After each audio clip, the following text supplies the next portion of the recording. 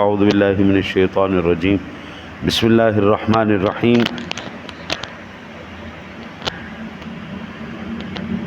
پچھلے درس میں سورہ اپنا درود ابراہیمی ترجمے کے ساتھ عرض کیا ہے۔ درود پاک پڑھنے کے بعد نماز کے اختتام میں دعائیں پڑھی جاتی ہیں۔ عرف عام میں جو سب سے پہلے دعا پڑھی جاتی ہے وہ عرض کرتے ہیں جی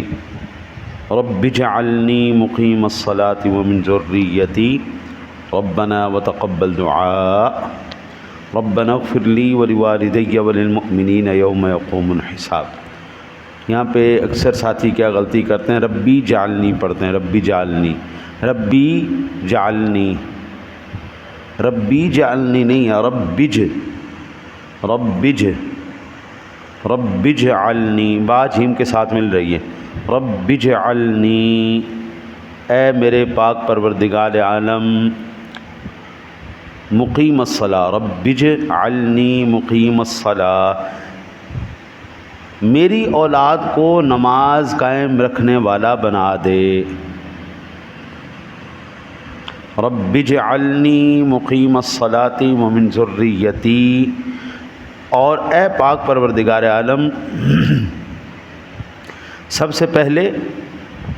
مقیم الصلاۃ، مجھے نماز قائم رکھنے والا بنا،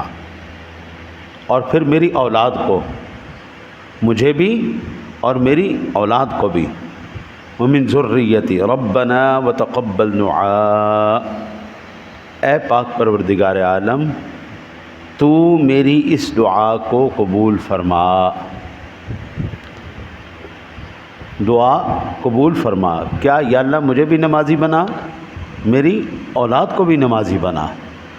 اور اے پاک پروردگار عالم یہ میری طرف سے دعا کو اپنی بارگاہ میں قبول فرما۔ ربنا اغفر لی، اے اللہ مجھے بخش دے، ولوالدی،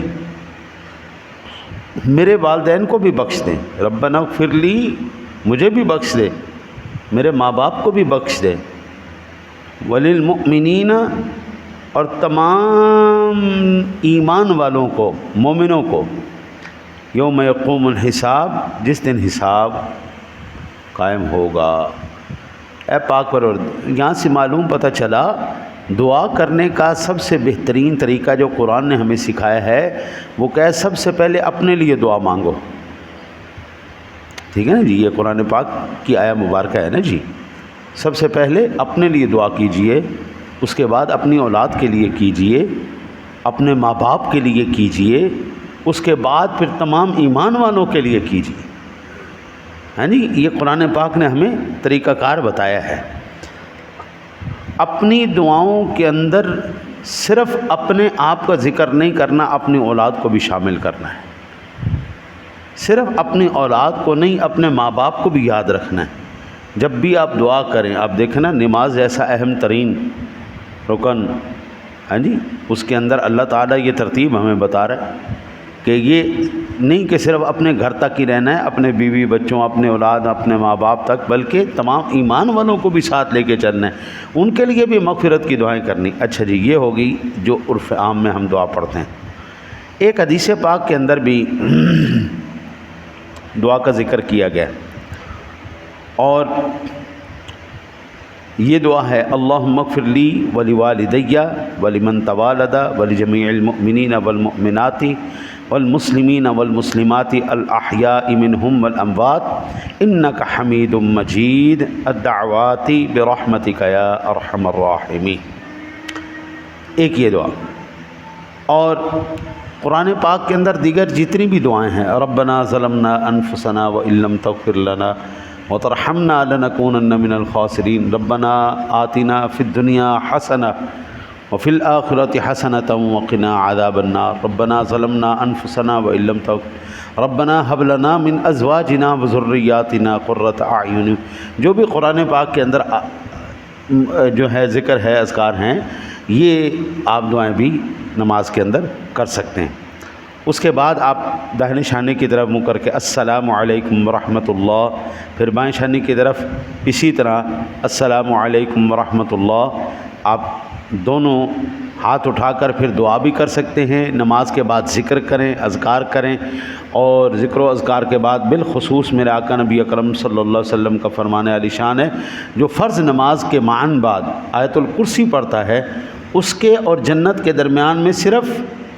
موت کا فاصلہ ہے، یعنی ایسے بندہ فوت ہوا سیدھا جنت میں داخل۔ تو ذکر و اذکار کرنا، آیت الکرسی شریف پڑھنا بہت زیادہ اس کی فضیلت ہے۔ اس کے بعد پھر آپ دعا کیجئے جو ہم عرف عام میں دعا کرتے ہیں، اللہم انت السلام، یہ حدیث پاک کے اندر بھی موجود ہے، اللہم انت السلام ومنک السلام والیک یرجع السلام حینا ربنا بالسلام۔ ٹھیک ہے جی، یہ عام روٹین میں دعا کی جاتی ہے۔ اس کے بعد آپ کوئی بھی دعا جو ہے وہ کر سکتے ہیں، جو آپ کو دعائیں یاد ہیں آپ وہ دعا بھی کر سکتے ہیں، اور ضروری نہیں کہ عربی کے اندر ہی نماز کے بعد دعائیں کی جائیں، جو آپ کی زبان ہے آپ اس زبان کے اندر بھی اللہ تعالیٰ سے دعا کر سکتے ہیں۔ اس نماز یہاں تک ہم نے نماز کو الحمدللہ مکمل کی، اور آج بالخصوص ایک خاص جو ہے نا جی مسئلہ میں عرض کرتا چلا جاؤں۔ نماز کے اندر نا ایک بہت بڑی غلطی اکثر لوگ کرتے ہیں، وہ پڑھتے ہیں غیر المغضوب علیہم ولا الضالین، بہت بڑی غلطی۔ عربی سیکھنی ہے، آپ کسی عرب کو سن لیں یا اس سے پڑھ لیں، انگریزی سیکھنی کسی انگریز سے سیکھنی پڑے گی، پنجابی سیکھنی کسی پنجابی سے سیکھنی پڑے گی۔ یہ نہیں ہو سکتا کہ اہل عرب کو میں چھوڑ دوں جبکہ زبان بھی زندہ ہو، پڑھنے پڑھانے والے بھی زندہ ہوں۔ عرب کے حرم شریف کے پوری دنیا کے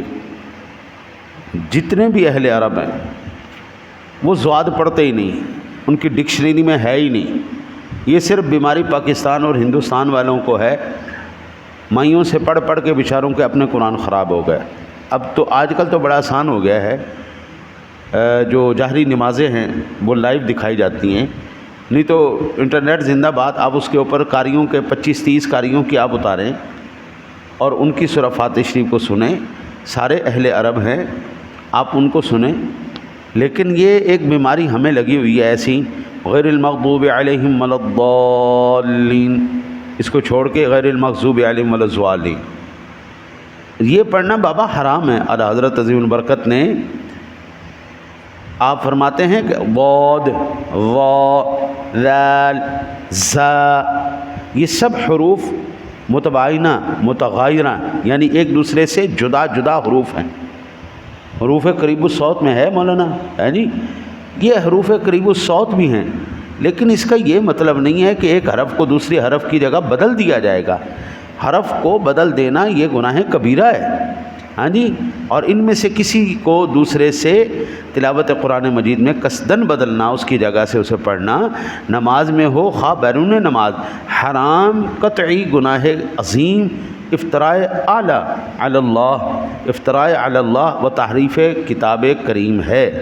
فتاوی رضویہ کی 6 جلد صفحہ نمبر 305 پر اعلیٰ حضرت نے اس طرح لکھا۔ اور اگر آپ اس مسئلے کو بڑا تفصیل سے پڑھنا چاہتے ہیں تو فتاوی رضویہ شریف کی 6 جلد میں موجود ان رسائل کا مطالعہ فرمائیے۔ نعم الزاد لروم الضاد، ضاد ادائیگی کا بہترین طریقہ، اور الجام الصاد عن سنن الضاد، ضاد کی ادائیگی کے غلط اور صحیح طریقوں کا بیان۔ اور اب یہاں پر یہ بات ہماری سمجھ میں آئی کہ قرآن نماز کو پڑھ کے سمجھ کے پڑھنا اور اس کے معنی پر نظر رکھ کے پڑھنا یہ محرومی نہیں بلکہ یہ بہت بڑی سعادت ہے۔ اللہ تعالیٰ سے دعا کرتے ہیں اللہ تعالیٰ اپنے حبیب کریم علیہ الصلاۃ والتسلیم کا صدقہ جس طرح اس نے ہمیں حکم فرمایا ہے قرآن مجید پڑھنے کا، اور جس طرح اس مالک نے ہمیں حکم فرمایا نماز پڑھنے کا، اللہ تعالیٰ ہمیں توفیق عطا فرمائے، اللہ تعالیٰ عمل کی توفیق عطا فرمائے۔